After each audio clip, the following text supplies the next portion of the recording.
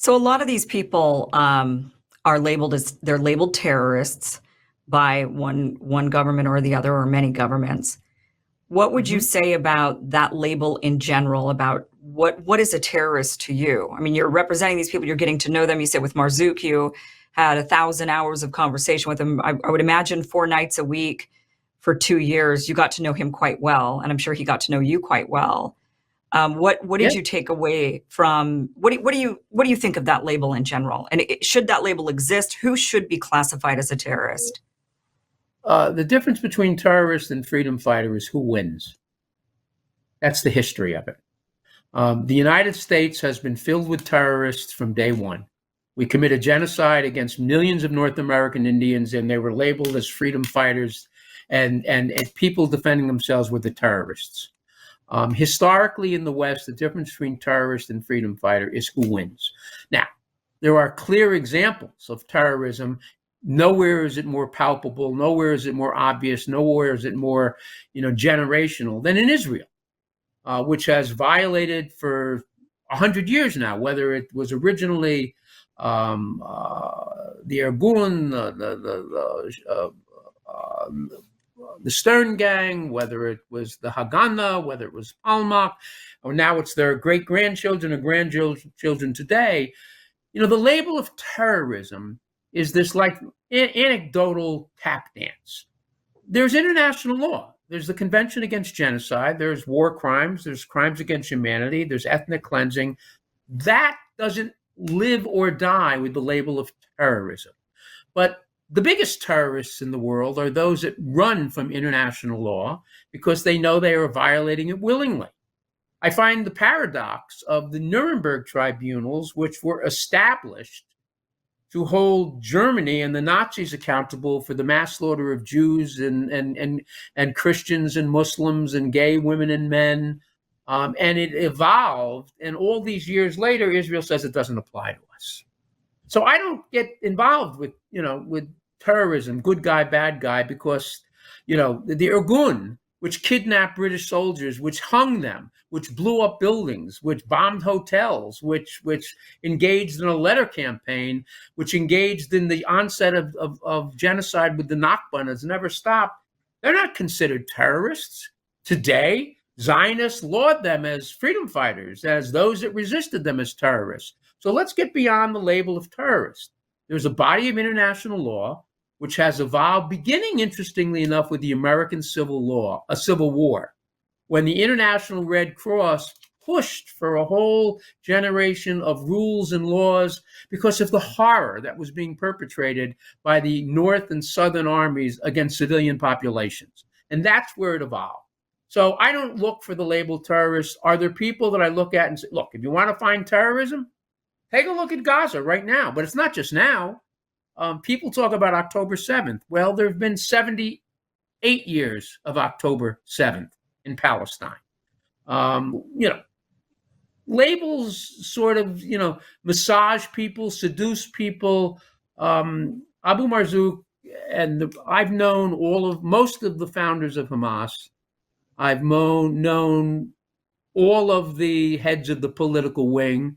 I've known Ismail Haniyeh for 25 years. I've known Khalid Mashal for 25 years and Abu Marzouk for 30 years. I know many of the senior. I know a number of people that were the framers of the original document. I knew Ahmed Yassin very well, Abu Shinab. Many of the women that are involved in the PFLP, many of the men involved with jihad. These are principled freedom fighters. You don't have a choice when it comes to that type of occupation. You don't have a choice when it comes to genocide. You either fight or you die. The notion that somehow resistance becomes criminal, the West is built upon occupation. Every country in NATO, every large country in NATO is built on occupation, is built on genocide, is built on slaughter, is built on subsidy of it. So this, when you ask me the experiences I've had, especially with Palestinians, whether it's with Hamas, whether it's, so-called lone wolves, whether it's jihad, whether it's PFLP, women and men of all different gender, these are dedicated These are principled people that are fighting to protect their families, their country, their history, to gain liberty, to gain justice, while the world has sat in silence for generations. And they're not alone. I represented Mohawk Indians, and I still do, from Akwesasne for 35 years. The same thing. I've represented North American Indians in Canada on the West Coast. Genocide there too. The Lebanese that were slaughtered by Israeli phosphorus bombs and cluster bombs in a country that was occupied and invaded routinely, that had torture cells on the border where Israelis tortured women and men. I mean, do you want to call the IRA terrorists? Well, the IRA dates back to before Connolly. Are they okay because they're white and Catholic? That's cool. That's not a problem. But when it comes to people of color, I mean, Africa has been colonized for hundreds of years. Slavery came out of there. The French, the British, the Spanish, the Portuguese have colonized Africa and the Middle East for generations. We wave about Lawrence of Arabia. Well, Lawrence of Arabia created surrogates in Saudi Arabia, in UAE, etc. So it's a long answer to your question, but to get back to it, I don't get. I've met some. Do I consider ISIS terrorists? Yes. Do I consider the IDF terrorists? Yes. Those are clear examples of people that are targeting civilians, that ignore international law, that rape and pillage and plunder and destroy, and try to erase history and culture. That's terrorism. People that defend their community, their homes, their history, their culture are freedom fighters. Now, are there people that engage in violations of international law in the name of freedom fighting? Yes.